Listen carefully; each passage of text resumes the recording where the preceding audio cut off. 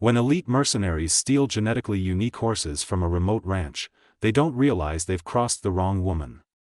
Evelyn Patterson, a former recon operative with a past better left buried, returns to the hunt. What began as revenge unravels into a global conspiracy involving neural mind control. The horses were only the beginning, the real target is the human mind.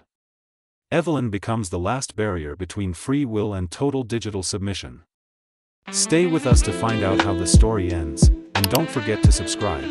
There are many more thrilling stories ahead, made just for you. The morning fog lingered longer than usual in the hills above Dominion Ridge. The valley, blanketed in low-lying mist, barely stirred as the first signs of motion curled through the gravel road that led to the Patterson Ranch. What used to be a modest equestrian farm had grown into a secluded, self-sustaining operation owned and managed by Evelyn Patterson, a woman whose quiet resolve and reclusive reputation made her both a mystery and a myth to the nearby townsfolk of Coldwater Junction. No one had seen her ride in years, but the legend surrounding her past hadn't faded. Some whispered that she used to work military contracts overseas, tracking, surveillance, reconnaissance. Others claimed she was part of a classified unit, one that didn't exist on paper. Most just knew she kept to herself, her land, and the horses she bred with obsessive precision. The break-in happened just before dawn. 6 masked individuals moved with practiced ease across the fence line, their ATVs parked at the base of the old pine trail. One of them carried a suppressor-fitted rifle, another a device that disrupted the ranch's wireless surveillance. They thought they were prepared, that the woman who lived alone on the hill wouldn't pose a threat. They underestimated her, but Evelyn wasn't in the house. She was already awake, deep in the stables, her breath sinking. With the nervous huffs of her stallions, something had felt wrong. She'd woken an hour earlier than usual, drawn by instinct, or maybe old muscle memory that had never fully settled. She didn't see their faces, only the beams of tactical flashlights sweeping across the yard. She heard the subtle crack of a lock snapped off the eastern gate. They were organized, quiet, not amateurs, but not professionals either. She counted 6, for moved toward the corral. 2 broke off to search the barn. They weren't there to steal equipment, they were after the horses. Her blood surged cold, not because of fear, but because she knew exactly what that meant. Stealing horses in this part of the country wasn't about money anymore. These weren't livestock thieves. This was connected, black market trades, underground racing, even paramilitary interest. Her horses weren't just animals, they were bred for stamina, temperament, and silence. They had pedigrees linked to military breeding programs shut down after funding cuts. Someone had done their homework, someone had chosen her. As the intruders moved through the grounds, Evelyn retreated without a sound. Into her old war shed buried beneath the main house. It hadn't been touched in years, not since she retired. Dust clung to the crates, and the air reeked of rusted oil and long-shelved regrets. Her hands moved with certainty. She retrieved the matte black duffel marked with an emblem long since classified, zipped it open, and unwrapped the only piece of her past she hadn't sold off or buried, a compact DMR, suppressed and zeroed. By the time they loaded the last horse onto their trailer, Evelyn had already memorized the vehicle's make, mud-caked license plate, and the gait of the man in charge. He favored his right leg, probably an old injury. Her binoculars tracked them as they moved west through the low ridge, following an old fire road that hadn't been used in decades. The trailer had no branding, their lights stayed dim. They knew the area, they weren't locals, but they weren't new here either. She knew better than to call the sheriff. Coldwater Junction's department had been gutted during the last round of budget cuts, and the current acting sheriff, Mason Dunn, had a reputation for looking the other way, especially when it came to landowners like Evelyn, who didn't pay local taxes and made no effort to join the community. Instead, she called someone who hadn't heard from her in 6 years. Elijah Brandt was a marshal-turned-private investigator, currently operating under contract with a federal logistics firm tracking domestic trafficking rings. She didn't give him much, just that something had been taken, and she needed eyes on a particular route heading toward the canyon basin west of Dominion Ridge. Elijah didn't ask questions. He knew her voice. He knew what it meant when Evelyn Patterson made contact. 2. She didn't panic, she didn't beg, she executed. Within hours, his satellite network picked up activity consistent with an unscheduled transport near Rust Rock Pass, a convoy of vehicles, unregistered, moving south, horses in tow. One of the plates Evelyn memorized matched a known associate of the Black Hollow Network, a decentralized group tied to smuggling, illegal animal trade, and Black Ops asset laundering. As Evelyn locked down her property and prepared her vehicle, a heavily armored black SUV she hadn't driven in years, she tapped into the dormant comms unit wired into her private network. She'd kept it on emergency backup, buried beneath the barn in an old fuel tank-turned bunker. It still worked. The satellite uplink was slow, but functional. She pinged one last contact, Hallie Torres, a drone surveillance analyst who'd once worked with her in Kandahar. Evelyn hadn't spoken to her since Afghanistan, but she knew Hallie still owed her a favor. One encrypted burst later, Hallie's reply came through: coordinates, timestamps, a thermal map of the ridge 3 hours old. Evelyn smiled. She was already behind them, but they wouldn't stay ahead for long.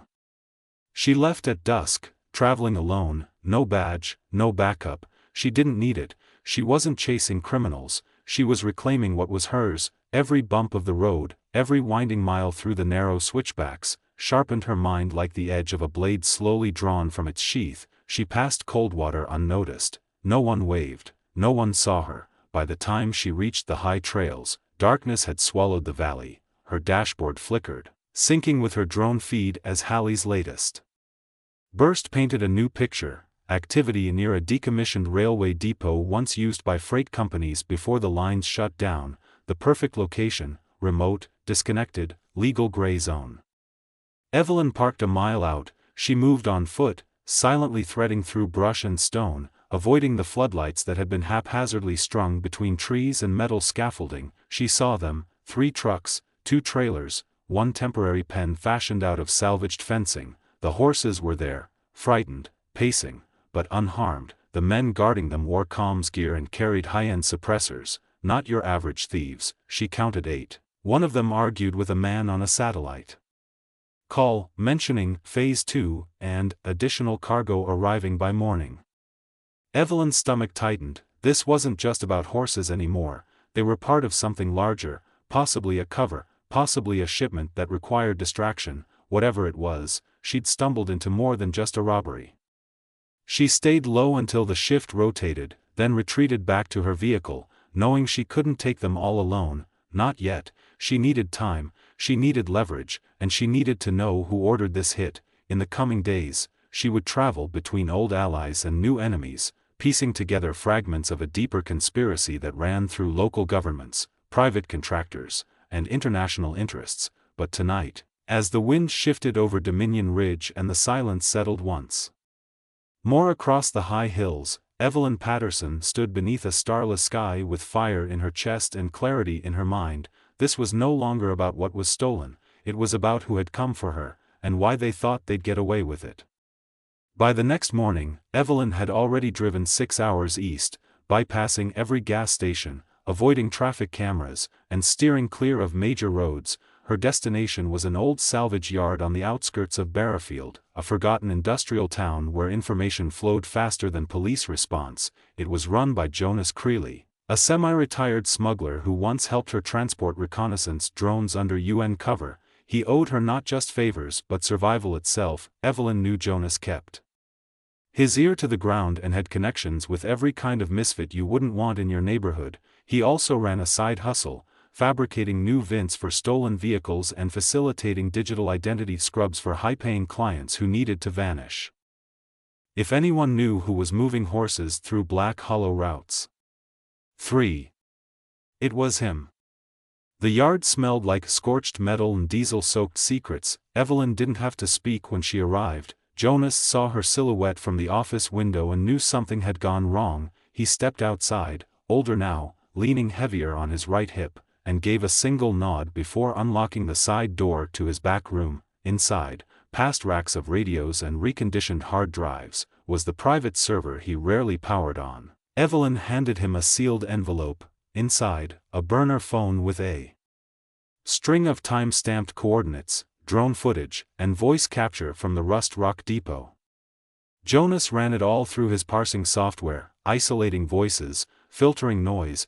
It took 12 minutes to find a match. The man barking orders at the depot went by the name Rook in known circles, but the system tagged him as Wallace Ingram, a former logistics officer with the Defense Advanced Mobility Corps, discharged 3 years ago under classified terms. Since then, he'd vanished into the contract world, resurfacing in clusters of operations tied to off-the-books military movements, weapons disappearances, and illegal freight logistics across private airfields. Rook wasn't just moving horses, he was coordinating something bigger, something involving ex-military networks and shadow contracts that avoided formal oversight. Evelyn didn't need more. She had a name, a location, a direction. As she prepared to leave, Jonas gave her something unexpected, a drive containing security footage from an abandoned way station in Redwater Valley, recorded 4 days earlier. One of Evelyn's stallions, Apollo, clearly visible, agitated in the back of an unmarked trailer, standing nearby, half-turned to camera, was a face Evelyn hadn't seen in over a decade. Nolan Vex. Once a reconnaissance specialist with a known flair for sabotage and extraction, he'd been her shadow in operations that never officially happened. They'd worked together in hostile zones where silence and precision meant the difference between life and long, silent burial. But after an op went south in Yemen, Nolan vanished with a duffel bag full of encrypted drives and a head full of knowledge no one was supposed to have.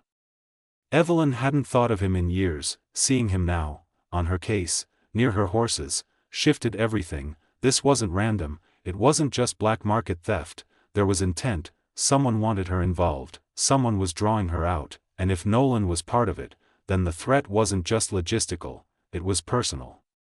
Driving back through the Mesa trails, Evelyn began planning in layers. She would need to intercept their movement before the horses reached a point of no return. The Rust Rock Depot was a staging ground, but it wasn't the final handoff. She suspected the operation relied on rotating nodes, temporary depots, safehouses, and blind spots known only to those within the network. Halley's drones picked up a faint electromagnetic signature near a canyon facility known as Site Calder, a place officially listed as decommissioned but still drawing low-level power from the grid. That meant presence, movement, possibly a refit facility for the trailers used in transport. Evelyn initiated her old surveillance routines. She slipped into patterns she hadn't used since her last classified assignment. Parking the SUV behind a dry brush ridge, she released a micro-drone from the roof module, guiding it silently over the canyon. The feed was choppy, winds played havoc with the signal.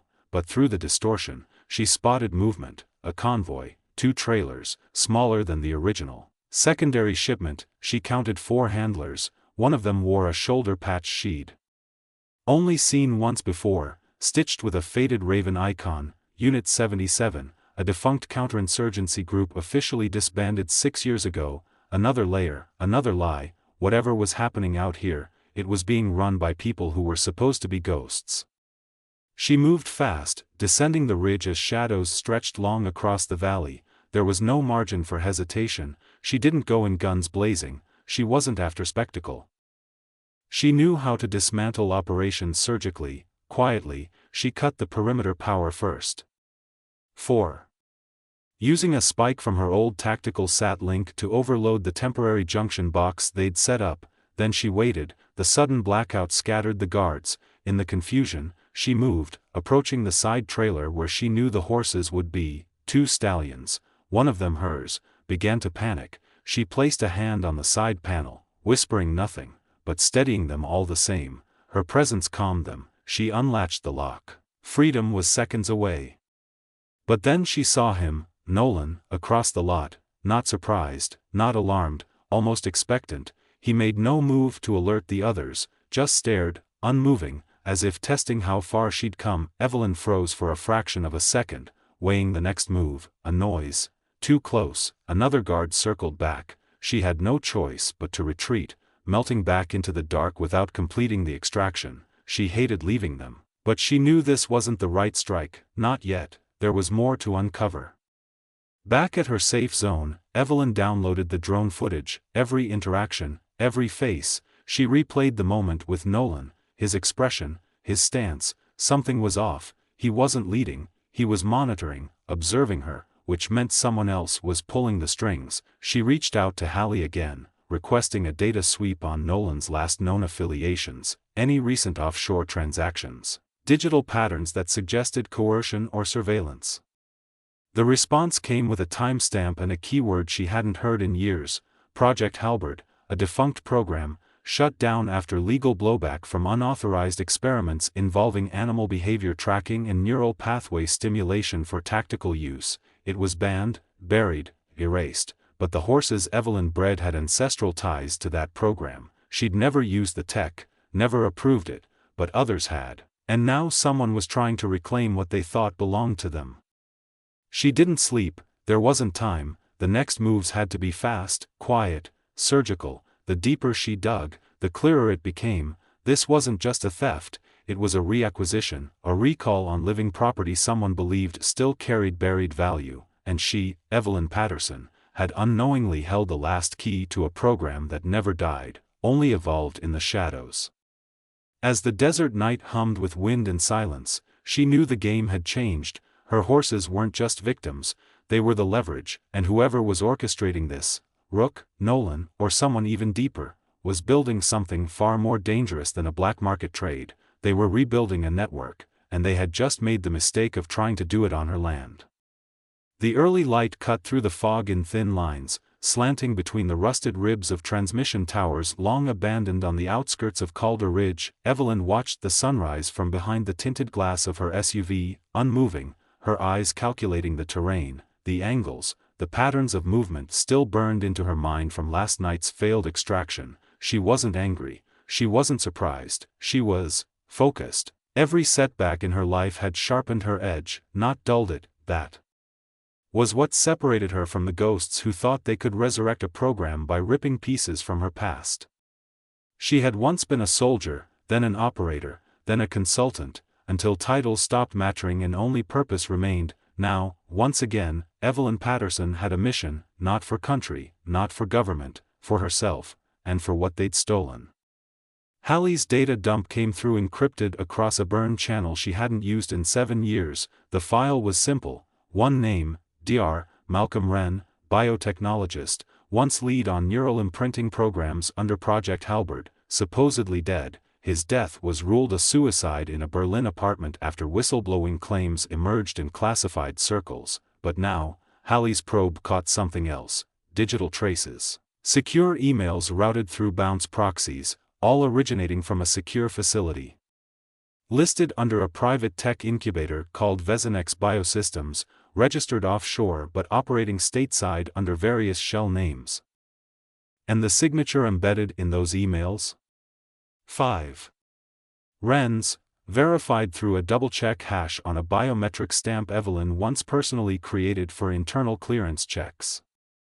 He was alive, and if he was alive, it meant Halberd wasn't dead either. The horses were only the beginning. Evelyn rerouted west, crossing state lines under overcast skies, her SUV slipping past way stations and federal checkpoints using old military tags still valid in the DMV system thanks to a deeply buried loophole she'd never reported. The address Hallie gave was near the edge of a city that pretended to be forgotten: Delcroft, a crater of industry where abandoned warehouses masked modern operations. She parked 4 blocks from the Vezinex shell facility, tucked between a recycling yard and a condemned substation. From above, it looked like nothing, just another crumbling building with boarded windows and graffiti-stained walls, but Evelyn knew the signs: fresh tire tracks, recently replaced infrared cameras hidden in broken fixtures, a fiber cable spliced into a city grid conduit with a timestamp 3 months old. Someone had built a lab inside the carcass of a forgotten city. She didn't go in, not yet, she observed, she learned. A week passed, every hour building a clearer picture. Men came and went at odd hours, not employees, contractors. They wore clean workwear with no branding, moved with tight formation, and carried gear in secure Pelican cases that didn't belong in research facilities. Twice, she saw shipments moved through the rear loading dock, long crates, ventilated, marked with nonspecific biohazard labels. She intercepted one of the waste removal drones, leaving the site, and retrieved a discarded document fragment from its catch: thermal-coated paper, meant to self-destruct after exposure, but part of the top corner had survived, printed on it, neurotactile mapping, Q-batch, controlled imprints.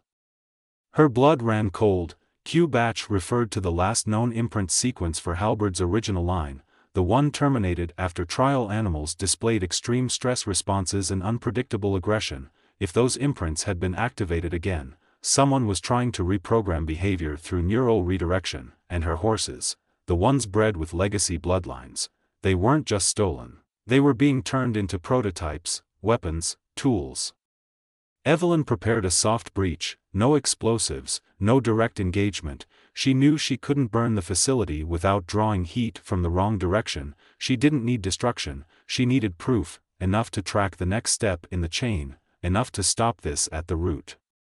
On the fourth night, she entered through the sub-basement conduit she'd mapped after bribing a city engineer for old blueprints. The inside of the facility was nothing like the exterior, clean, polished, bright, clinical to a fault. The lab was real, active, monitors displayed neural resonance patterns, heart rate logs, memory imprint overlays. One screen cycled footage of a horse under sedation, its skull rigged with what looked like a translucent neural halo, wires snaking into a processing core mounted above the stall, and on a nearby terminal, a file open and half-coded. She saw something that made her pause. Subject designation, Apollo, condition, stable, responsiveness to sequence 17C, optimal. They had started trials. Her horse, the one she had raised from birth, his mind wasn't just being studied, it was being rewritten. She exfiltrated with a copy of the data core and a single server drive, careful not to trigger any intrusion protocols, but as she left, she noticed something on the far wall, a nameplate hanging crookedly, as if discarded or removed in haste. Nolan Vex. He wasn't a rogue player, he was listed as staff, embedded, inside the lab. That changed everything. Evelyn didn't return to the SUV, she disappeared into the underlayers of Delcroft, resurfacing only to contact Elijah Brandt. She uploaded the stolen data through a dead drop channel. Within 12 hours, he confirmed what she feared. Vezinex was a front for a multi-tiered acquisition operation that provided specialized biotech and neural targeting tools to undisclosed clients. Governments, private security firms. 6. Even corporate entities seeking behavioral optimization assets. That term made her skin crawl. She asked Elijah how deep it went. His response was brief, deeper than they can afford to admit. You're on your own. Fine, she'd always worked better that way. With the intel in hand, Evelyn began dismantling them, not through direct confrontation, but with information, deception, and silence. She impersonated a buyer, used her access to send phantom requests through known Vezinex contact chains, sowing confusion and suspicion among clients. She rerouted payment demands, jammed drone coordination links, and planted false biometric traces in their off-site facilities, triggering internal security sweeps that redirected their attention inward. She made them doubt their own people, she made them look at each other with suspicion. Meanwhile, she reached out to Hallie again, this time requesting something dangerous, access to the Q-batch source code. Hallie was hesitant, that data was supposed to be gone, deleted, but Evelyn needed it. She wasn't going to destroy the program, she was going to rewrite it, retrain the imprinting signal and use it as a reverse key to free the horses from their neural bindings. It would take time, risk, but she would do it, because she knew what they were doing, and she knew how to stop it. Days later, Hallie sent the key, and as Evelyn sat in a dark motel room 30 miles from Delcroft, uploading the sequence into a secure encoder, she heard the voice again, calm, precise, artificial. It wasn't her voice, it wasn't human, it was the handler protocol, AI designed to issue commands to the imprinted subjects, but now, it would issue new ones, not commands to obey, but instructions to resist. She activated the sequence, and across the lines of silent code and unseen frequencies, the first signal pulsed outward, a call not to submit, but to remember. The signal drifted outward through fractured airwaves and encrypted frequencies, masked beneath layers of static meant to confuse any network trying to track its path. It wasn't brute force, it was elegant, subtle, built on neural recall patterns Evelyn had helped create years ago when Halberd was in its infancy. Back then, it was about potential. How to enhance animal cognition to respond, and not through training but through an embedded bond. The idea was to pair tactical animals with soldiers in environments where sound or speech could cost lives, but Halberd hadn't stayed within ethical boundaries, it hadn't asked permission, it had taken what was loyal and bent it toward control, and now Evelyn had reversed the very code designed to dominate. She gave it back to those who could no longer speak for themselves. Somewhere, beyond the haze of Delcroft's industrial skyline, Evelyn knew the signal had reached its first subject. She felt it, not through noise, not through confirmation, but through instinct, the kind of knowing that came from a lifetime spent listening to the silence between actions, a pause in a breath, a change in posture, the pulse of consequence. She didn't wait for results, there wasn't time. Every hour Vezinex kept the horses under, every cycle of their neural loops, increased the risk of permanent damage. This wasn't just about memory anymore, this was about identity. She had seen it before, in people, soldiers pulled into black sites, broken by rhythms of sound and suggestion until their truths dissolved and new ones were implanted in their place. This was the same, but now it was done to animals who had no language to scream with. Evelyn couldn't let it continue. She relocated again, moving north toward a location Elijah had mentioned offhand, an airstrip near Loring Bay used by Vezinex for unregistered cargo flights. If they were moving test subjects or equipment internationally, it would be through this corridor. She needed to see who was receiving the shipments, and more importantly, if the horses were being relocated beyond retrieval. The airstrip was concealed behind a defunct agricultural co-op, camouflaged beneath rusted silos and abandoned harvesters, but the tarmac was alive. Workers moved under high-mounted floodlights. The smell of jet fuel lingered in the soil. 7. Evelyn observed from a nearby water tower, camera lens adjusted to infrared, one large container, lengthwise, the size of a horse stall, was being loaded onto a private cargo plane marked with an old mining company insignia. She snapped a shot and ran it through her device's image recognition database. The company hadn't existed since 2011, the plane was registered to a Shell destination listed as Arica, Chile. That was the tipping point. She had 23 minutes until the plane lifted, not enough to intercept the flight, but enough to slip into the facility's secondary operations trailer and leave a trail they wouldn't expect. She moved fast, hugging shadow, cutting across old fencing and slipping past the loading crew during a shift rotation. Inside the trailer, the computer systems were only partially secured. She'd seen worse. She plugged in a cipher stick, and within seconds, had full access. She planted a data worm, not to erase, but to mirror. Every file copied to a cloud node Hallie monitored, every communication redirected through a proxy Evelyn controlled, and she made sure to leave a signature. Not one that screamed sabotage, one that whispered knowledge, a presence, a reminder that someone was watching. She left the facility before the wheels left the runway, and by the time the engines roared into the sky, Evelyn had already moved east toward the tree line, where a small farmhouse waited, her next rendezvous. Inside was Mia Jensen, a former operations handler from a defense group that no longer existed on paper. She was the one who first brought Evelyn into Halberd years ago, and the only person left who might know why they were suddenly reviving a project everyone swore was dead. Mia looked older, tired in a way that didn't show in her skin, but in her eyes. She hadn't run an op in years, but the moment Evelyn stepped through the door, something reawakened behind her expression. She didn't ask why Evelyn was there, she just opened the hidden panel beneath her sink and pulled out a file case sealed with a biometric lock Evelyn hadn't seen since Kandahar.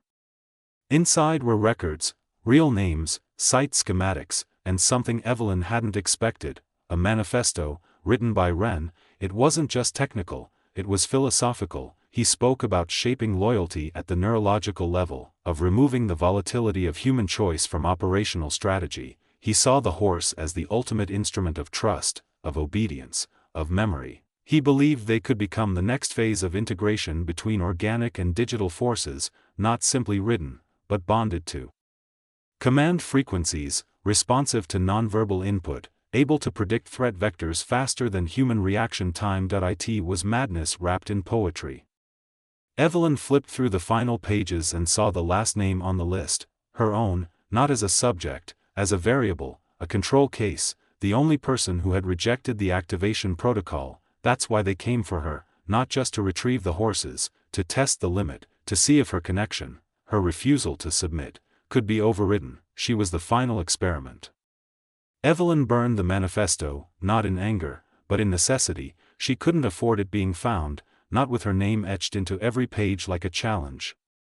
That night, the first message came through, an untraceable ping on her custom uplink, a video feed, grainy, low-res, taken from a helmet cam, one of her horses, Lancer, breaking formation, resisting handlers, avoiding visual markers, responding not to commands, but to a rhythmic signal embedded in the sequence she had transmitted days earlier. It worked, the code worked, the resistance had begun.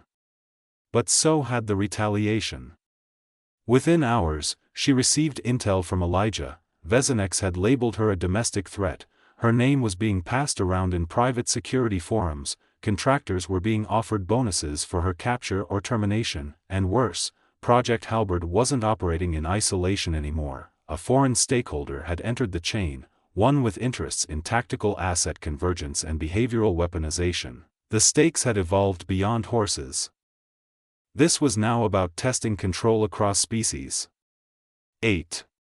Across borders, across war zones. Evelyn knew what that meant. They weren't going to stop, and neither was she. The road narrowed into a silence Evelyn had grown familiar with.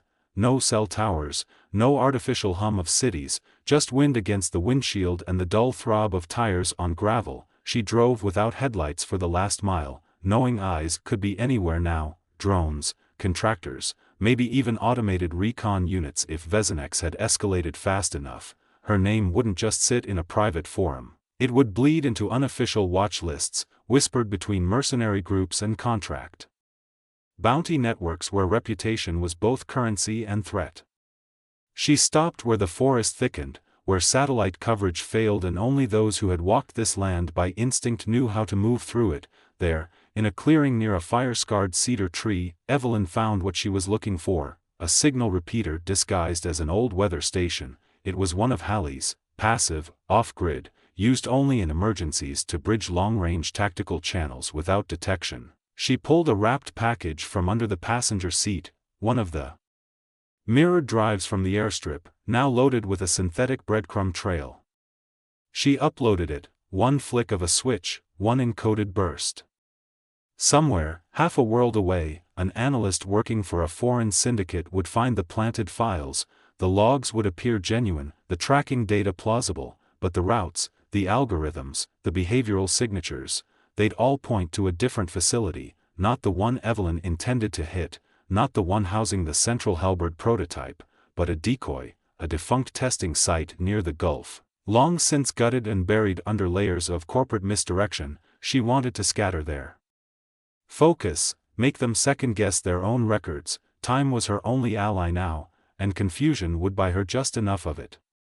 By nightfall, she was already back in the city, this time not hiding, but embedded, a borrowed identity, clean records, surgical implants masked her gait signature from cameras, facial micro-adjustments using an old disguise rig Halley had shipped under the name of a defunct courier service. She became someone else, and under that mask, she walked into a place that should have been impenetrable. A networking gala hosted by a private defense firm known for its cozy partnerships with Vezinex. No press, no photos, just deals, contracts, and shadow pacts disguised in champagne and polite conversation. Her entry wasn't about confrontation, it was about extraction. She needed names, patterns, someone on the inside who could be manipulated, pushed, or exploited, and she found him in less than 40 minutes. A logistics coordinator named Cole Brennan, mid-level, overconfident, high on synthetic focus enhancers and drowning in his own sense of importance. She brushed past him once. Just enough contact to plant a microtransmitter the size of a splinter beneath the collar of his jacket. Evelyn didn't need him to talk, she just needed him to keep being himself, careless, verbose, and connected.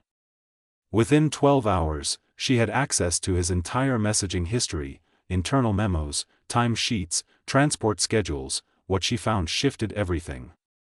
There was another shipment planned, bigger than before, not just horses this time, biological containers listed under a project code she hadn't seen before, Project Kestrel. The attached metadata referred to multi-tier behavioral sync trials and cross-species response evaluation. The shipments were heading to a facility in eastern Arizona, remote, underground, outside the jurisdiction of any current federal oversight. She knew she wouldn't have time to gather a team. This wasn't going to be an assault, it was going to be infiltration, insertion, and shutdown, one shot, one window. If she failed, it would vanish, scrubbed clean, and relocated across borders faster than any agency could respond. Evelyn went dark for 3 days, no messages, no uplinks. She spent that time building the only thing she could trust, a plan. She studied wind patterns across the desert basin, mapped underground access through geological surveys stolen from state archives. 9. Charted guard rotation schedules using passive infrared scanning and remote telemetry scans Hallie processed through weather drones flying under commercial licenses. She forged new credentials under the guise of a Vezinex subcontractor specializing in containment logistics, and when the day came, she moved. At 0400, she was inside the perimeter, ID badge scanned, thermal signature matching the fabricated profile, carrying a forged manifest listing, Containment System Diagnostics Unit. No one questioned her. That was the flaw with private security operations built on bureaucracy. If the paperwork looked right, no one looked deeper. She was led through 2 gates, down a long tunnel reinforced with titanium composite, no cameras in the hallways, just men with weapons and faces that didn't smile. Inside, she saw them, not just her horses. Others, modified, marked, scarred by procedures that should never have been allowed. Some were sedated, others restless, twitching under the weight of their implants. Evelyn's jaw clenched, not with rage, with resolve. She moved silently, scanning her route. She saw an old mare from her first bloodline batch, blind in one eye, but standing, breathing, surviving. That was enough. She triggered her uplink beacon. Hallie's AI ghost, dormant in the mirrored servers, came alive. Across the network, lights began to flicker, systems misaligned, false reports flooded their terminals, fire alarms silent to human ears triggered internal lockdown, and in the moment when confusion overtook protocol, Evelyn opened the cages. She moved fast, whispering to each animal, calling them not with words but with patterns, vocal cues embedded from years of training, reinforced through bond rather than command. They followed, some limped, some hesitated, but they moved, together. Guards responded within minutes, but by then, the facility had turned on itself. Evelyn's data worm rerouted access clearances, locked down elevators, rerouted drone patrols into a loop. The exit route took her through a side corridor buried beneath maintenance tunnels, where a decommissioned mining shaft led to open air just beneath the canyon rim. Explosions behind her weren't dramatic, they were controlled, targeted, systems frying from within. The facility wouldn't be destroyed, but it would take weeks to scrub, reboot, and secure. By then, the truth would already be in the wild. Hallie was releasing the mirrored files, Elijah was preparing testimonies from whistleblowers. The international community, already suspicious of Vezinex's quiet acquisitions, would start circling. Evelyn didn't look back. She rode with them, bareback through the canyon, blood on her knuckles, dirt in her lungs, but her animals alive, free. Somewhere above them, drones circled, but they wouldn't find her. Not yet, not again. She had slipped into the cracks between systems, because Evelyn Patterson wasn't a soldier anymore. She was a consequence, and consequences don't wait for permission. They moved under moonlight, tracing forgotten fire breaks and dry riverbeds, the horses weary but unbroken. Evelyn kept her pace steady, always listening, always scanning for the rhythm of danger. Drones overhead, distant engines, the sound of boots on gravel that didn't belong, but the desert, wide and eternal, gave them space for now. They had escaped the facility, but escape wasn't the end. It never was. It was just the space between the next breath and the next strike. By the third night, she found shelter inside an abandoned seismic monitoring station buried near the southern basin of Clearwater Hills. The building had long since been stripped of tech, but the structure was intact: concrete walls, reinforced doorways, one entrance, no windows. It was enough. She led the horses inside one by one, checking their eyes, legs, breath. Most were scared, a few were injured, one had been oversedated, twitching in microseizures from lingering neural interference. She stabilized him with a compound Hallie had prepared, a mix designed to temporarily override the feedback loop from synthetic imprinting. It wasn't a cure, but it gave the brain room to breathe. Evelyn hadn't slept in nearly 40 hours. 10. But her mind was sharp, every second mattered. She had uploaded partial code fragments to Hallie, who now worked from a secure bunker several states away. Hallie's AI routines had already flagged key data lines from Vezinex's archives, evidence of distributed imprint kits sent to partner sites across 4 countries. The conspiracy wasn't just national, it had gone corporate, then international, a new arms race. But this time not of missiles or satellites, but of minds, organic ones, rewritten, repurposed, obedient.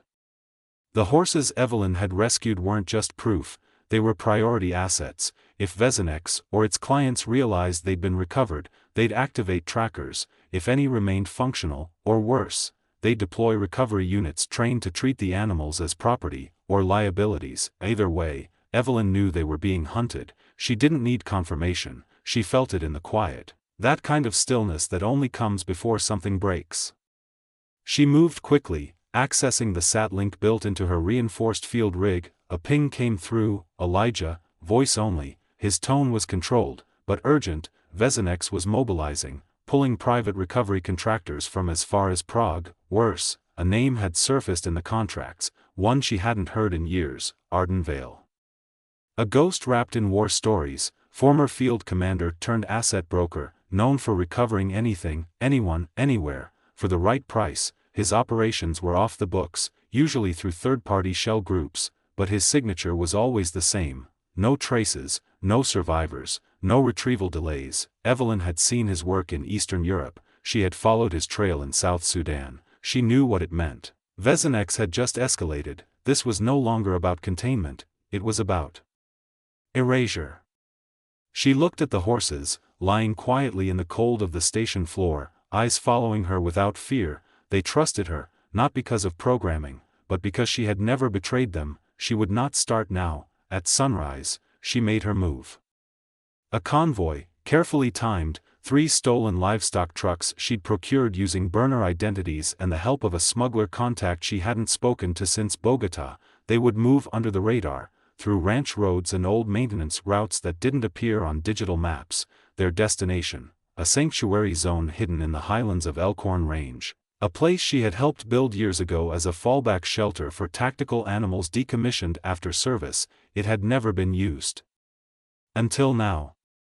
She drove the lead truck herself, switching identities every toll gate, rotating plates through magnetic overlays. By the second day, she caught the first sign they were being watched: a drone, too quiet to be civilian, hovering low, then vanishing when she passed through a tree-heavy pass near Marlow Ridge. She switched frequencies, changed direction, and rerouted the convoy through a logging trail that hadn't been driven in years. The road was dangerous, narrow, but it gave her the advantage of unpredictability. She reached the sanctuary just before nightfall, high elevation, satellite blind, shielded by dense forest and reinforced with analog security. The caretakers were off-grid patriots, ex-operatives who owed her nothing but loyalty. They didn't ask questions. They helped unload the horses, built temporary stalls, administered medical checks. One of them, a former combat vet named Theron, pulled her aside and said what she already knew: her name was everywhere now, not on the news, not in public, but in the underground, in the forums, the ones where silence costs money and whispers kill faster than bullets. They were calling her a rogue biowarfare element. They were building the narrative. Evelyn sat by the fire that night, her boots still covered in red dust, her eyes watching the flame the way others watched the sky for signs. She thought of Apollo, her first, the one they took, the one she still hadn't recovered. His image looped in her mind, not sedated, not broken, but alert. Aware, somewhere, he was still alive, and they were still using him, still pushing the limits of what could be done to a living mind in the name of tactical advantage. 11. She wasn't done, not even close. The next morning, Hallie's signal broke through a storm wall. new intel. Vezinex wasn't just moving forward, they were preparing public rollout. Project Kestrel had a new name now, Lucid Stride, framed as a revolutionary neurobehavioral integration platform for law enforcement and national security, set to be demoed at a private expo in 3 weeks. The centerpiece? A controlled demonstration of integrated response capacity. Evelyn knew what that meant. They were going to show off an animal, one of hers, maybe even Apollo, programmed to obey nonverbal, nonlinear command streams, in front of buyers, investors, and agencies who would never ask how it was made. That couldn't happen. She would stop it. But first, she needed to find Arden Vale, because wherever he was, Apollo would be nearby, and when she found him, this time, she wouldn't be running, she'd be riding straight through the fire. Arden Vale didn't live in shadows, he built them. He bought the darkness, branded it, and sold it back to the highest bidder wearing a suit or a rifle. Evelyn knew that to find him wasn't about chasing ghosts, it was about knowing where the silence had been designed. Arden didn't move like most operators, he left no digital scent, no name on manifests or payrolls, but he always left architecture, systems, patterns that didn't belong unless someone had something to hide.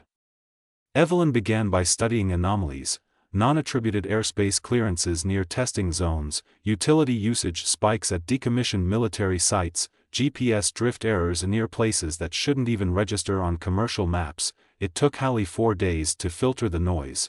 What came through was a cluster, a triangle formed across Nevada, northern New Mexico, and the corner of Utah. Inside that shape were 3 facilities, all privatized, all listed as communications test centers. One of them had a signature embedded in its fiber switch routing, a fragment of old encryption that matched a file Evelyn had intercepted during a recon op in Somalia, back when Arden had been operating under the name Reese Calderon. He was there. She moved quietly, no convoy this time, no team. She left the sanctuary under Theron's care, trusting the horses with people who understood what survival meant. Evelyn drove alone, crossing state lines in a slate-gray utility van with no plates and polarized glass. She didn't speak, she didn't listen to music, she moved like a storm, low, slow, deliberate. The wind screamed through high desert passes, but inside the vehicle, everything was still. The facility sat buried beneath a false utility outpost marked Northfield Maintenance Station. Chain-link fencing topped with rusted wire, faded signage, security cameras disguised as broken street lamps, but the real entrance was a mile deeper, beneath a plateau shaped like a fractured knuckle. It wasn't guarded by men in uniform, it was guarded by silence, by geography, by design, and Evelyn knew how to break design. She approached on foot under moonless skies, her silhouette merged with the landscape, boots muffled by sand and sage. Her gear was minimal, one sidearm, a compressed data spike, a signal disruptor the size of a coin. She bypassed the outer shell by tapping into the old maintenance conduit, crawling through 2 feet of grit and copper until she reached the access port. The code took 5 minutes to crack. The door opened inward with a hiss like breath leaving a dying animal. Inside, the air was cold, too cold, climate-controlled, built for computation, not habitation. The corridor lights were recessed, flickering faintly with green emergency tones. She moved without hesitation, tracking movement through her lens array. No thermal, just static. They were using masking fields, high-end, expensive, but not infallible. Her software caught the micro-delay in their phase cycles. Outlining 2 guards 20 meters down the hallway, she ghosted past them using their own blind spots, looping camera feeds with a pulse from her rig. It was like dancing through a memory she didn't want to relive but knew by muscle and breath. Then she saw him. Through a glass partition, inside a central control bay. 12. Arden Vale, older, harder, the same eyes, watching a live feed on a wall of monitors. One screen showed a darkened stable, a single animal standing still, connected to a halo rig and surrounded by scanners. The biometric tag on the screen blinked twice. Subject, Apollo, sequence, L4, status, responsive.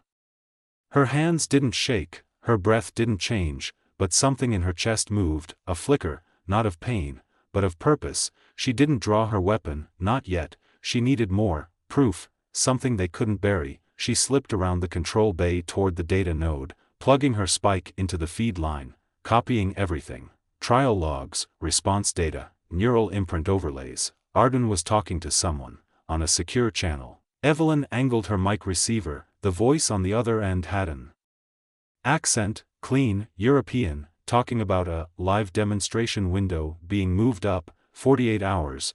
They were preparing to move Apollo, the route was already in place. She backed away, silent, but too late. The light shifted, and Arden turned.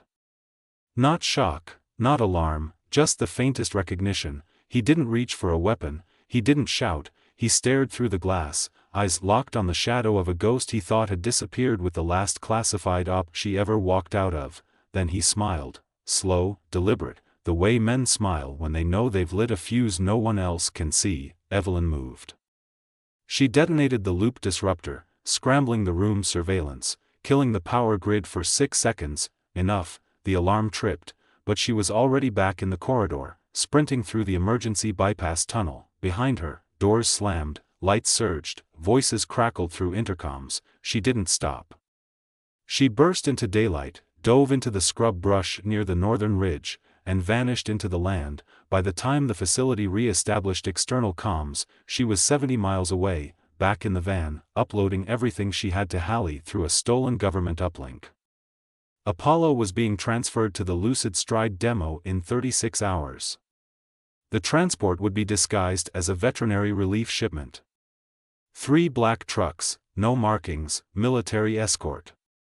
Destination, Grid Point Orion, a private venue owned by a biotech conglomerate with connections to every name Evelyn had spent the last decade avoiding. She now had one shot to intercept the transport, one shot to end it. Halley was already working on a location intercept model, predicting choke points and traffic overlaps. Elijah was tracking comms, looking for radio blackouts that could indicate convoy shifts. Theron had activated 4 ex-operatives still loyal to the old code. Evelyn didn't ask for them, she didn't say thank you, she didn't need to. They knew, the next 48 hours would decide everything. Because if Apollo made it to that expo, he'd be lost, rebranded, repackaged, sold to the highest bidder, his mind no longer his own. But not if Evelyn Patterson had anything to say about it, not while breath still filled her lungs, not while her hands could still fire, and her heart could still remember the sound of his hoofbeats before all this began.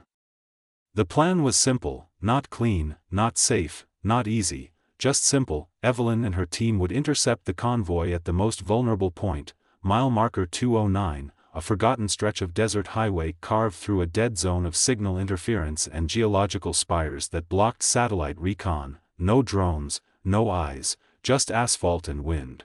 The convoy would hit that patch 40 minutes into their route, right when they were most confident, right when security would shift from alert to routine. That window would last less than 3 minutes, and it was all she needed. Theron and the others arrived under the cover of an inbound dust storm. They brought a stripped-down tactical rig, light armor, non-lethal tech, breaching gear, analog comms, no wireless, no digital trail, just 4 operatives who still remembered what it meant to trust instinct over protocol. They didn't ask who Apollo was, they didn't question the stakes. They saw the footage Evelyn had uploaded, watched the way the horse stood under the neural harness. 13. Twitching with manufactured loyalty, eyes screaming without sound, that was enough. They set up fast, 1 support vehicle concealed behind a shattered billboard, 1 drone jammer embedded in a hollowed boulder near the turn. Evelyn positioned herself beneath the ridge, eyes on the curve, rifle balanced, hands steady. Every part of her body remembered this rhythm, not war, not revenge, precision, clarity, intention sharpened by purpose. When the first truck appeared, Evelyn whispered a number into her mic. 2 clicks came back, confirmation from Theron on Overwatch. The second truck followed, then the third. The military escort rode front and rear, but Evelyn had already confirmed they were private contractors, not official. She recognized their formation. Too rigid, too clean. They weren't expecting resistance. She waited. Not yet, not yet. Then, at the bend, right where the elevation dropped, she triggered the first pulse. The road erupted in a plume of dust as the jammer kicked online, scrambling signals, shutting down their encrypted comms. and frying the convoy's proximity sensors. The first truck swerved, hard, but didn't crash, just enough chaos, just enough doubt, then she moved. Theron dropped smoke across the rear, blinding the escort. Two others deployed tire spikes under the third vehicle. Evelyn closed in from the side, her silenced rounds taking out the forward surveillance turret before it could activate. They reached the second truck, marked as livestock relief. Evelyn hit the latch, kicked the door, and there he was, Apollo, sedated, standing, restrained. He looked up. She said nothing, but his breath caught, recognition flickered. Not perfect, not whole, but real. She moved fast, slicing the harness, whispering old cues as Theron covered her flank. Behind them, the other trucks scrambled. One guard fired, but was suppressed instantly. They had no time to regroup, no time to adapt. Evelyn led Apollo out into the smoke. The others covered the retreat, flash dumping all equipment into the fire pit they'd pre-lit to destroy evidence. They didn't kill, that wasn't the mission. The convoy wouldn't even know who had hit them, only that someone had, and that it had been surgical. By the time they crossed the canyon ridge, the storm hit, blinding, erasing footprints, washing the highway clean. The convoy never saw them again. Back at the sanctuary, Apollo collapsed. The sedation had been deep, layered with behavioral reinforcement that left him trembling. Evelyn stayed by his side for hours, whispering to him in rhythms only the two of them knew, the same tones she'd used when he was a colt, when his world was nothing but wind and her voice. Hallie worked overnight to rerun the recovery protocol, using the imprint disruptor Evelyn had crafted weeks before. The first pulse failed, the second stalled, but the third, faint as it was, triggered something. Apollo exhaled. And for the first time since they took him, he closed his eyes without fear. The team stood in silence. No one spoke, no one needed to. But they all knew, this wasn't over. Because Vezinex had been watching, not that mission, but the others, always the others. In the data Evelyn pulled from Arden's facility, there were names, numbers, dozens of animals, hundreds, horses, canines, even early-stage human trials labeled under adaptive obedience prototypes. Lucid Stride wasn't a project, it was a prototype for control. They hadn't lost because Apollo escaped, they'd just learned, and they were adapting. Evelyn didn't rest, not now, not when the next step had already begun. Hallie sent word. Vezinex had activated a deep code operation, Project Rendition Echo, a failsafe designed to eliminate leaks in any unrecovered test subjects. The files were clear. They weren't just hunting her now, they were preparing to erase everything. Facilities were going dark, assets were being rerouted. Arden Vale had vanished from every traceable system, his contract closed, his code names burned. But Evelyn knew where he'd go next, and she knew what he'd bring with him. Because they had already taken everything once. And if she didn't stop them now, the next thing they programmed wouldn't just be horses. 14. It would be people, and there would be no leash tight enough to pull them back. The rain came in sideways, hard and metallic, falling like a warning against the corrugated roof of the temporary shelter Evelyn had built near the edge of the sanctuary's perimeter. She sat cross-legged on the concrete slab, eyes fixed on the flickering projection Hallie had just transmitted through a low-orbit bounce. The feed was grainy, stitched together from 3 different sources. Surveillance pulled from a federal contractor's breach log, heat signatures from a weather drone, and fragments of classified communication decrypted through a neural map crawler Hallie had built herself. At the center of the chaos was a new site. It didn't appear on any map, not military, not corporate, not even among the black zone overlays Evelyn had used during recon in deep Africa, but it was active. It pulsed with energy signatures too clean for industrial use, underground, hardened, built for containment, not of things, but of memory. It was a lab, and it was real. The name coded into the access stream was simple, Finalist, no context, no tags, no metadata. Just that one word, written with certainty, like a closing door. Hallie's AI parsed deeper, uncovering flight plans, encrypted, rerouted, fragmented, but still traceable to one common end, Norway Pass, a frozen corridor in the northern wilderness. historically used by military drills and now closed under the guise of ecological preservation, the perfect cover, remote, monitored, supposedly empty, but Evelyn knew the pattern. When something looked abandoned and quiet, it wasn't dead, it was ready. She reached for her field rig, began assembling gear with methodical precision. There'd be no time for a second run. This wasn't a hit and fade, this was an insertion, deep and final, into a facility designed never to be exited. She wasn't bringing a full team, only Theron and one of the others, Cass, a former extraction specialist who didn't blink even when staring down a live fire zone. The rest would hold the sanctuary. Apollo was stable, but the others were still recovering. The storm outside was nothing compared to what they were walking into. By the time they reached the northern ridge, daylight was a rumor.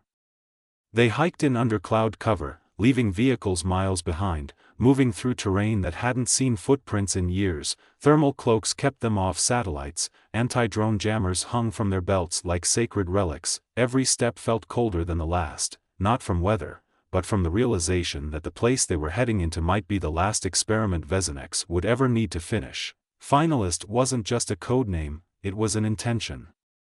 They reached the outcrop at 0300, just before the sky began to crack with violet light. Below them, the ground opened, subtle lines in the snow revealing ventilation shafts, reinforced conduits, and a single entrance disguised as a geological survey cabin. Evelyn signaled. They moved fast, 2 guards, silent takedown, no noise, no trail. Inside, the illusion vanished. Concrete walls, clean floors. That same cold air that always meant servers humming beneath your feet and machines watching where eyes failed. They went in deeper than they should have, down steel staircases, past biometric locks, through air thick with sterilized dread. Then they reached it, the core, a chamber the size of a small warehouse, lined with stasis pods. Inside, people, not dead, not awake. Connected to the same kind of rigs they'd used on the animals. Evelyn stared, unmoving, her breath caught between memory and disbelief. Young, old, civilian, military, all wired, all receiving some form of neural input, fed by AI systems reading behavioral responses and mapping compliance curves. She turned slowly, rage rising, not hot, but frozen, sharp. This wasn't research, it was conversion. Theron pulled up a control panel and linked in Hallie's uplink node. Data streamed, the project logs confirmed what Evelyn feared. Vezinex had moved beyond obedience.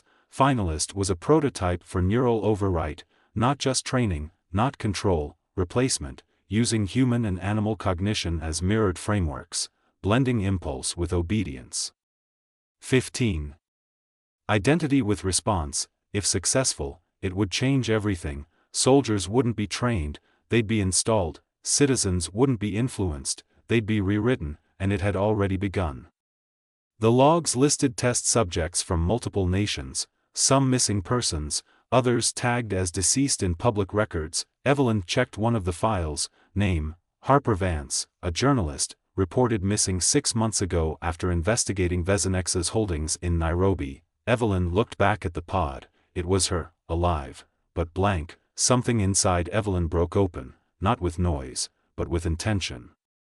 She looked at Theron, no words, just the flick of her hand. He nodded. Cass set charges, controlled burns, not for destruction, but for blackout. They weren't leaving this place operational, they were taking the data, shutting down the command structure, burning the shell, and they were taking Harper. Evelyn found the override keys embedded in a secondary console. It wasn't protected by firewalls. That was arrogance. She copied the full neural template library, stripped it, dumped false flags into the return system to scramble any Vezinex traceback. Then she pulled Harper from the rig. Her body sagged, weak, but breathing. Cass carried her. They left the way they came, disappearing into the storm, into the nothing. An hour later, Finalist vanished from every map, every frequency. Vezinex sent no pursuit. They didn't need to, because they were already moving to the next phase. Hallie intercepted an internal memo transmitted to an unnamed agency partner. It read: Sequence integrity confirmed, civil application scheduled, Lucid Stride demonstration rescheduled, Fort Camden, 2 weeks, Phase 3, begin. They hadn't slowed down, they'd only adapted. finalist was the dry run, Camden would be the debut, and this time, it wasn't a horse, it wasn't even Evelyn, it was everyone, unless she burned it all to the ground first.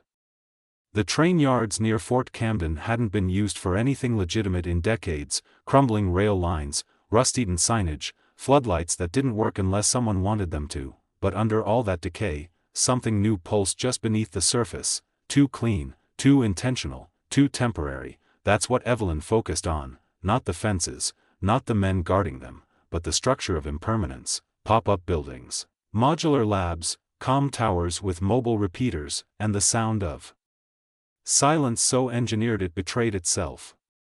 She watched it all from 300 meters out, hidden in the shell of a burned-out grain silo. With her were Cass, Theron, and now Harper Vance, conscious, weak, but lucid. Hallie had done the impossible, reconstructing neural pathways from fragmented pulse residues inside the pod. Harper couldn't remember everything, but she remembered enough to know what Vezinex had done, enough to name people, dates, flight manifests, meeting points, and most importantly, the truth, the lucid stride demonstration wasn't about showcasing a breakthrough, it was a proof of concept, a calculated public maneuver to make everything seem transparent, ethical, safe, a staged illusion where the audience would see only what Vezinex wanted them to.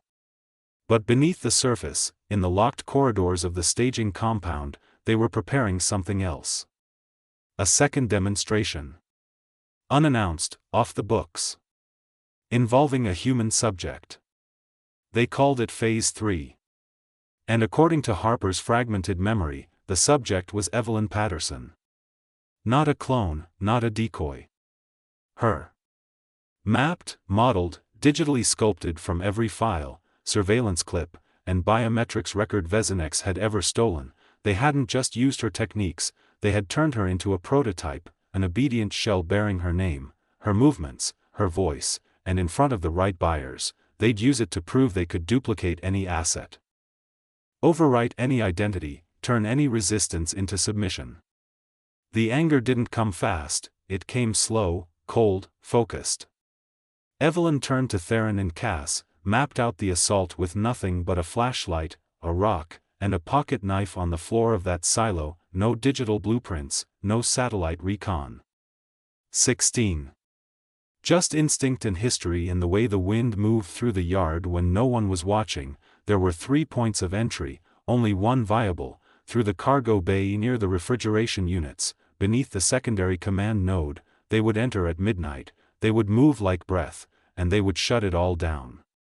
The team split into roles. Cass would handle power disruption. She'd built a portable EMP trigger from scavenged aviation parts and an old coil gun circuit board. It wouldn't bring the grid down entirely, but it would blind Vezinex long enough to get inside. Theron would run interference from the yard tower, using flares to pull security into the wrong quadrant. Harper, still unstable, insisted on staying behind, working comms with Hallie to broadcast the stolen data in real time to every journalist, watchdog group, and whistleblower platform willing to listen. Evelyn didn't argue, she just handed Harper a weapon and looked her in the eyes. Then she vanished into the dark. At 0:03, the lights in the western half of the yard exploded in a wave of static blue. At 0:05, sirens flared, and response units poured toward the wrong side of the perimeter. At 0:07, Evelyn slipped past the third checkpoint and into the lower level of the main exhibit chamber. The hallway was pristine, white light, cold glass, everything engineered to suggest safety, but inside the central chamber stood a stage, a spotlight, and under it, a figure. It was her, exactly her. Perfectly still, hooked into a neural rig with wires flowing like synthetic veins into a processor mounted above. The mimic's eyes were closed, breathing slow, receiving a final input cycle. Evelyn stepped forward, hands trembling, not with fear, but with the dissonance of seeing herself stripped of will, repurposed, reduced. She raised her weapon, but then the eyes opened, and for a split second, the copy tilted its head. Not a program, not a glitch, a learned gesture, muscle memory. She fired. Twice, clean, direct, controlled. The mimic dropped, no blood, no reaction, a shell, a warning. Then came the alarms. She turned, sprinted toward the terminal, began uploading a corrupted overwrite key into the system's core, a final command string built by Hallie, a kill switch that would burn through every imprint file, every mimic algorithm, every strand of behavioral overwrite Vezinex had built under Lucid Stride. The screen flashed once, twice, then green, confirmed. Behind her, footsteps thundered, voices shouted. But she was already gone, racing back through service corridors, triggering every lock, every emergency door. By the time she reached the extraction point, the yard was chaos. Cass was gone, exfiltrated through a decoy tunnel. Theron had vanished from the tower, and Harper's voice echoed over the open comms channel. The broadcast had gone live. The data was everywhere. Vezinex was burning. Evelyn stood at the top of the ridge one last time, watching the compound collapse into its own silence, not from fire, but from truth. She didn't celebrate, she didn't speak, she turned to the horizon, where the wind still moved through the dust, and the world, whatever was left of it, waited, because she knew this wasn't the end. There would be other names, other faces, other hands reaching for control, but now the myth was alive. Evelyn Patterson, the woman they couldn't erase, the mind they couldn't overwrite, the ghost they built, and failed to contain. The road out of Camden didn't feel like escape, it felt like transition, like shedding a layer of skin that had grown too heavy to wear any longer. Evelyn drove in silence, the dashboard dimmed, the radio dead, her thoughts replaying the last moments inside the compound not as victory, but as a message. Vezinex wouldn't recover from the broadcast in the way they'd planned. Their data, core sequences, neural maps, behavioral scaffolding, was already being dismantled in real time by watchdog networks and independent researchers. Legal teams would swarm, governments would posture, and the boardrooms behind the operation would begin feeding their own to the fire, hoping it would be enough to keep the light from reaching the rest of their rot. 17. But Evelyn knew better. They would rename the project, find a new shell company, and start again. They always did. The only thing that ever slowed men like that was exposure so absolute it couldn't be denied, and fear so real it made continuation too costly to risk. That's what the broadcast had triggered, not justice, just pressure, just enough to give her space to breathe, to think, to plan the next move before they adapted again. Apollo waited at the edge of the sanctuary as she arrived, eyes fixed on her as if he'd never looked away. His movement was calm now, measured, no longer marked by the twitching remnants of old programming. The override sequence had held, the neural imprint had fractured. He was himself again, not fully, not completely, but enough. She stepped out of the vehicle and stood with him in the silence, one hand on his shoulder, feeling the warmth of breath and bone and presence. No machine, no signal. Just memory, just trust. Inside the cabin, Harper was resting, her body slowly repairing from months of sedation and neural interference. She'd begun to speak more clearly now, fragments of names and places connecting like broken tiles being reshaped into something new. She would be a witness, her testimony alone would ignite hearings and investigations. But Evelyn knew that wouldn't be enough. The world they had stepped into now didn't respond to outrage. It responded to leverage, to strategy. The myth of Lucid Stride had to be dismantled not just with facts, but with undeniable proof that no system could guarantee obedience, that human will, even when buried beneath layers of synthetic behavior, could not be fully extinguished, and Evelyn had just proven it.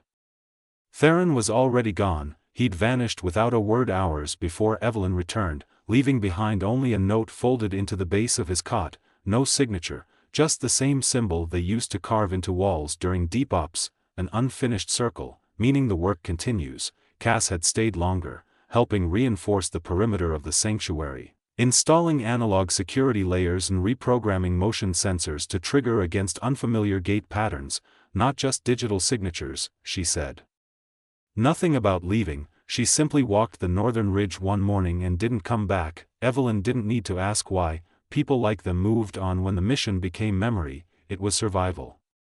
Hallie remained the last voice in Evelyn's ear, distant but always present, working from the shadows of fragmented servers and masked relays. She had become a myth herself, a phantom presence in systems too complex for most to comprehend. But she never asked for recognition. She worked because Evelyn asked, because she believed, and now she was watching the ripple effects of what they'd done. Governments requesting emergency briefings, defense contractors purging quiet connections to Vezinex. And buried in the flood of digital static, a name, Arden Vale, sighted, alive, not hiding, but moving, toward something, a new project, no longer tied to horses, now shifting focus to something broader. Evelyn listened as Hallie read the fragments aloud: cross-species mapping, social behavior modeling, crowd manipulation via embedded neural rhythms, a new name, not lucid stride, not finalist, something colder, pantomime. She sat still for a long time after the call ended, staring at the tree lean, watching the wind shift the shadows across the ground like smoke unraveling. She'd known this wasn't over, she'd known Arden wouldn't stop until someone made him stop. He was more than a contractor, more than a broker, he was the blueprint, the one who could move between governments, private industry, black budget programs with the ease of someone who understood that the future wouldn't be fought with weapons, it would be controlled with rhythm. Influence, thought, his version of war didn't end with surrender, it ended with the illusion of choice. That's what pantomime would become, not obedience, not fear, a choreography of perception so convincing no one would know they'd been written into the script until the final act was already over. Evelyn walked back toward the barn, her fingers trailing along the wood where she used to etch training routines. 18. Bloodlines, feed schedules, it had been a life once, quiet, disconnected, honest, but she'd always known it would return to this, the war not with bullets, but with control. They'd come again, not for Apollo, not for the sanctuary, for the idea that someone like her still existed, someone who remembered what it meant to say no, to remain intact when systems demanded compliance. That was what they feared most. Not the data breach, not the exposure, her. She wasn't done, not even close. There were others like her out there, fragments of old programs, assets marked as lost, but still breathing, still watching the world slide closer to something irreversible. She would find them, she would bring them back, because this time, there would be no quiet fight, no containment, no surgical extraction that left the machine humming behind her. She had pulled back the curtain, seen the script, heard her own voice come from a mouth that didn't belong to her. And she had decided that if they were going to call her a myth, then she would give them a legend to fear. The city of Brynfall rose like steel teeth out of the fog, built on corporate infrastructure and buried military contracts, a place where surveillance hummed under every street lamp and no conversation went untagged. Evelyn entered through its forgotten veins, sewage lines mapped decades ago when the city was still honest enough to admit it had a lower level. Now those maps were myths, outdated, scrubbed from all municipal records. But she had them, stored in a crumpled folder wrapped in waxed canvas, sealed since her time in Lisbon when cities were still her enemies and data had a scent. She moved alone, no backup, no plan to escape. She wasn't here to observe, she was here to end it. Pantomime, the name whispered like prophecy across encrypted channels and sleepless analysts, had its core node in a subterranean archive, buried beneath a building labeled as a cultural research institute, pristine on the surface. Glass and clean walls, digital exhibits of history carefully curated to appear harmless, but Evelyn knew the layout was a lie. Underneath, in the vault where no network reached, Arden Vale had built his final stage, not a lab, not a prison, a performance space. That was the word she kept seeing, performance, the idea that control no longer required force, that if you could predict the rhythm of resistance, you could choreograph the illusion of freedom. His subjects weren't bound. They were convinced they were choosing, everything scripted, every outburst planned. Every act of defiance mapped in advance and absorbed back into the narrative like applause. She found her way in through the old transport lift beneath the east wing, locked with biometrics that hadn't been updated in 3 years. Someone had left the door open for her, or perhaps Arden wanted it that way. Either outcome suited her purpose. The descent was long, deeper than any vault she'd breached. Walls pulsing with subtle vibrations that made her feel like she was walking through a living machine. No alarms, no resistance, just silence, polished and curated. At the base, the doors opened into a corridor of mirrored glass. Her own reflection stared back at her from a dozen angles, all slightly off, fractured, elongated, as if reminding her she'd been copied, duplicated, rendered into code and printed into nightmares. At the end of the hall stood Arden Vale, perfectly still, not armed, not armored, but with that same impossible calm, the calm of a man who believes he has already won. She didn't speak, neither did he gestured once, a subtle turn of the hand, and the glass behind him darkened into a screen. Footage played, her, but not her, people moving through streets, in protests, in military units, in prisons, hundreds of them, all modeled from her gait, her decisions, her resistance. They had fed her into a system that learned from rebellion, that fed off it, adapting to predict every reaction and use it to strengthen control. Arden spoke then, his voice low and steady, not gloating, but final. He said pantomime was not about power, it was about inevitability, that the age of the individual was ending, and what replaced it would be cleaner. 19. Quieter, more precise. Evelyn didn't answer. She pulled the data spike from her belt, jammed it into the control hub at her side, and watched as Hallie's final weapon began its work. Not a virus, a truth, unfiltered footage, unaltered testimonies, files stripped of obfuscation and injected directly into the backup channels Arden believed were untouchable. And in that moment, the mirrors cracked, not physically, but symbolically. The illusion of control flickered. Arden stepped forward, slowly. Still composed, but she could see it in his eyes, not fear, awareness, that this was not the ending he had written. Evelyn moved first. The fight wasn't elegant, it wasn't choreographed, it was brutal, human, hands, blood, breath, the sound of failure in every missed blow and the inevitability of someone who had trained not for the stage, but for survival. She dropped him hard against the console. He tried to speak, but the system behind him was already crumbling, not with fire, but with light. Data flooding outward, bypassing every wall, every safeguard. The world was seeing now, in real time, the myths, the programs, the mimicry, and Evelyn Patterson, not as subject, not as prototype, but as survivor. She left him there, gasping in the ruin of his masterpiece, and walked out into the night air as the servers behind her went dark. By morning, the fallout had begun. International inquiries, asset seizures, quiet suicides of men in suits whose names had only ever been known to those who feared them. The idea of pantomime had been reduced to wreckage, but Evelyn knew better. Ideas don't die, they evolve. So she disappeared again, this time not out of necessity, but by choice. Somewhere, deep in the quiet lands where no signal reached and the only sound was wind over stone, she wrote again, not to run, not to fight, but to remember, because legends aren't born, they're built. One choice, one refusal, one breath at a time. And if ever they came again with new names and cleaner tools, with promises wrapped in comfort and control, then they would find her waiting, not as an echo of the past, but as its reckoning.